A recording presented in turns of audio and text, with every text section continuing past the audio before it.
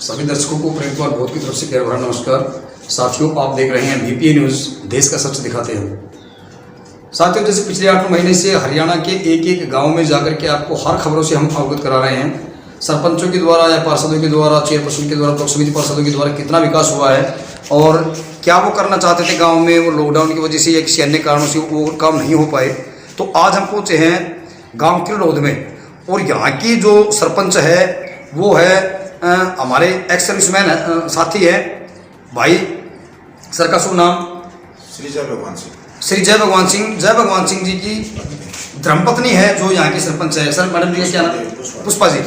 श्रीमती पुष्पा जी है, किसी तबीयत खराब के कारण आज थोड़ा सा वो रेस्ट कर रही है और वो प्रेग्नेंट नहीं है। तो जय भगवान जी से जानना चाहेंगे। जय भगवान जी, नमस्कार। नमस्कार सर, सबसे पहले तो मैं VPA न्यूज़ चैनल पर पूरी सेंट्रल कमेटी की तरफ से और प्रदेश कमेटी की तरफ से आपका अभिनंदन करता हूँ, स्वागत करता हूँ, इस्तेमाल करता हूँ। धन्यवाद सर, धन्यवाद। बाबू जी, कैसी पंचवर्षीय योजना रही? क्योंकि आप देश की सेवा भी करके आए हैं और अभी समाज की सेवा में आप काम कर रहे हैं, तो काम तो आपने बहुत ही अच्छा किया होगा, ऐसा मेरा मानना है। और गाँव में मैंने घूम के भी देखे हैं।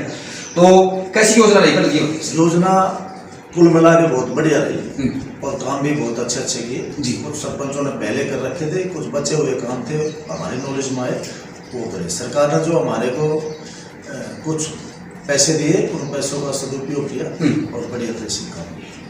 अच्छा, एक सरपंच साहब, अभी 1966 में हरियाणा बना और हरियाणा बनने के बाद में ये कोई पहली बार ऐसा हुआ है कि बिना आचार संहिता लगे या बिना पंचायती राज के इलेक्शन डेट नॉमिनेट हुए बिना आप लोगों की 23 तारीख को चार्ज है वो पूरा वापस ले लिया गया। इस पे क्या कहना चाहेंगे? इस पे 66-64 का तो मुझे पता नहीं, 66 में क्या हुआ था हमारे याद नहीं, क्योंकि उस टाइम हम छोटे ही थे। और उसके बाद में आर्मी में चला गया, फौज की सेवा करी। आने के बाद में मैंने इलेक्शन लड़ा, मिसिज ने सरपंच बन गई। उसके बाद ये है गलत है, क्योंकि 24 फरवरी 23 फरवरी से हमारा रिकॉर्ड जमा होगा, उससे 15 दिन पहले बिल क्लोज कर दी, वहाँ खाता क्लोज हो गए। अभी गाँव में छोटी छोटी समस्याएं पैदा होती हैं, कोई भी अधिकारी आगे नहीं देखता भी क्या करवाना है कि सरपंच कोई काम है तो करवाओ। हमारी तरफ से रिकॉर्ड लो, चार्ज लो, कुछ भी है, कोई दिक्कत वाली बात नहीं है। लेकिन गांव का विकास तो होना चाहिए, काम तो होना चाहिए। छोटे छोटे कार्य के लिए घूमते रहते हैं। जी जी जी, हाँ, ये थोड़ा गलत किए। अच्छा, एक प्रधान जी, आप एक एक्स सर्विसमैन होने से पहले या सरपंच होने से पहले आप एक कृषि प्रधान देश के नागरिक है और आप एक किसान हैं। भले ही आप छोटे किसान हैं, बड़े किसान हो, मैं वो बात नहीं कहूँगा। एक किसानों का हमारा 3-4 महीने से एक आंदोलन चल रहा है और इसमें उत्पीड़न भी बहुत ज़्यादा हो गया है। अभी कल परसों की शायद आपने एक न्यूज़ देखी होगी, हिसार में एक उम्रदराज महिला के साथ, हमारी माँ के साथ भी मतलब एक बहुत ही बुरी तरह से लाठीचार्ज किया, उसमें उल्लंघन होती है। तो सर, मतलब भारत सरकार क्या कोई फैसले नहीं होते? मानस मर जाए जब भी फैसले होते हैं, कोई बीच विचार का कोई रास्ता निकाल के क्या भारत सरकार इसका फैसला नहीं कर सकती? किसान को सम्मान ऐसा है जी। ये जो किसान आंदोलन ना, ये कुछ हद तक मेरी नॉलेज, मैं अपने दिमाग से कहता हूँ ये गलत है जी। किसान आंदोलन है ही नहीं, किसान बैठे नहीं है। किसान तो मेरे गांव का किसान है, एक भी किसान आंदोलन नहीं है, तो मैं नहीं मानता उसको किसान आंदोलन।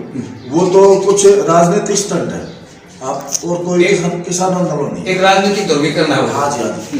क्योंकि मेरे गाँव में किसान तो मेरे गाँव में, यस, मेरे गाँव में एक भी किसान नहीं है। और छोड़ के सिर्फ चौधरियों को, सिर्फ हमारे जाट कास्ट को, समझ गया मैं, समझ गया। बाकी अनदर कास्ट कोई भी किसान है वो तो अपने खेतों में ही। बिल्कुल सही बात है, जो असली किसान हो अपने खेतों में है। मैं तो अपने गांव से समीकरण करा, मेरे गांव में भी किसान है, काफी जमीन है, गांव की अपनी खुद की जमीन भी है, पंचायती जमीन भी है। एक भी किसान कभी भी कहीं पर भी कोई आंदोलन में नहीं गया, ना एक ट्रैक्टर गया। तो मैं कैसे मान लो किसान है? सिर्फ राजनीतिक अपनी रोटियां सेकते हैं, वो अपने आप को चमकाने के लिए कार्रवाई करे, बाकी कोई किसान नहीं है। अच्छा, एक वर्षा अब की बार जो बाजरा की फसल बिकी वो गेहूं से भी महंगी बिकी, 2200 रुपये, आपको भी ज्ञात है। और अब कल परसों की यदि मैं बात बताऊं, सरसों की जिस साथी की गई वो 7000 रुपये क्विंटल गई है। ऐसा भाव क्या कभी सोचा था किसान? नहीं सोचा। बाजरा का भाव जो सरकार ने निर्धारित किया था वो सरकार की बहुत अच्छी पहल थी जी। क्यों थी? अभी हमारे गांव में ऊँट की धरती है जी, और उसके अंदर लोग धान पैदा करने लगे जी। तो समरसेबल बोरिंग कर दिया, 10 हॉर्स पावर की मोटर डाल दी, 20 हॉर्स पावर भी डाल दी और कंप्यूटर लगा देते हैं। जब बिजली आती है तब चलती है और जब बिजली जाती है जब अपने आप बंद होती है, ऑटोमेटिक बंद होती है। तो जो हमारा भूमि का जल स्तर है वो बहुत नीचे चलेगा धान की वजह जी, से। जी, जी। तो सरकार ने एक अनूठी पहल की थी, बाजरे का भाव देंगे तो लोग है ना धान कम बोएंगे जी और बाजरे में पानी कम लगाएंगे, जी तो इसका स्तर कुछ होता है। बिल्कुल। बहुत बढ़िया पहल थी। रही सरसों की बात, सरकार ने ये कह दिया भाई कोई भी फसल जो ये अभी लागू किया है, जी जी जी इनमें कह दिया भी कोई भी किसान अपनी फसल चाहे अपने मंडी बेचो, चाहे बाहर बेचो, चाहे अमेरिका बेचो, चाहे रूस बेचो, जापान बेचो, कहीं भी बेचो। मारा तो ले आओगे तो तरीके बताएंगे हाँ उन्होंने अपना रिस्क कर दिया, अगर हमारे पास लाओगे तो हम 40-50 रुपये खरीदेंगे। पहले क्या था, मिल मालिक थे, सरकार तक खरीदार थे, सरकार कम रेट में दो ज्यादा रेट में दो कैसे दो, अभी वो मनमाने रेट हो गए कुछ भी करते हो तो उनकी मर्जी है, वो तो आपकी मर्जी मेरी मर्जी, मेरे पास जो चीज है मैं किसी रेट बेचूं, सरकार ले रही थी। अभी मिल वाले हैं वो सीधे संपर्क कर लिया, दो भाई मेरे जी बिल्कुल। तो इसलिए उसका रेट ज्यादा है।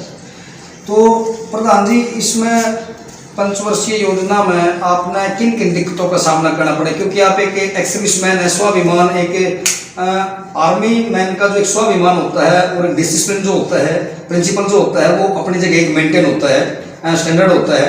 तो यहाँ पर कैसी कैसी दिक्कतें आपको आई? नहीं, मेरे को कोई दिक्कत नहीं आई। जैसा मेरा छोटा सा गांव था उस हिसाब से मुझे कोई दिक्कत नहीं आई, प्रशासन की तरफ से कोई दिक्कत नहीं आई। छोटी मोटी दिक्कतें जीवन में चलती रहती, किसी ने सफाई वाले ने बोला नाला आज साफ नहीं किया, वो कल कर दिया, ये तो छोटा मोटा था, बाकी कोई ऐसी दिक्कत नहीं है।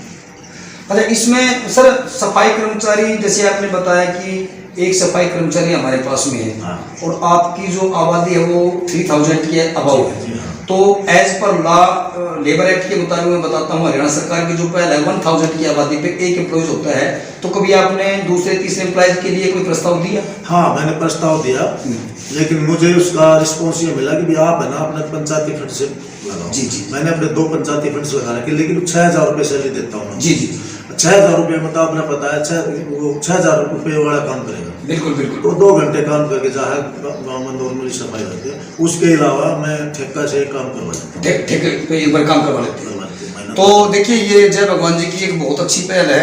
और तो जय भगवान जी, अब आने वाली योजना में जैसे ये महामारी जो फैल रही है ना, मेरा 2 महीने में इलेक्शन हो, 3 महीने में हो, 6 महीने में हो, तो हरियाणा सरकार को क्या मैसेज देना चाहेंगे? जो आपकी शक्तियाँ जो ली गई उनको वापस किया जाए। देखो, मैं तो ये चाहता हूँ, हरियाणा सरकार से कहना चाहता हूँ, हमारी जो शक्तियाँ अगर हमारे पास में रहती तभी महामारी फैलती। बिल्कुल। अभी सरकार के पास में जब भी फैल रही है, बिल्कुल।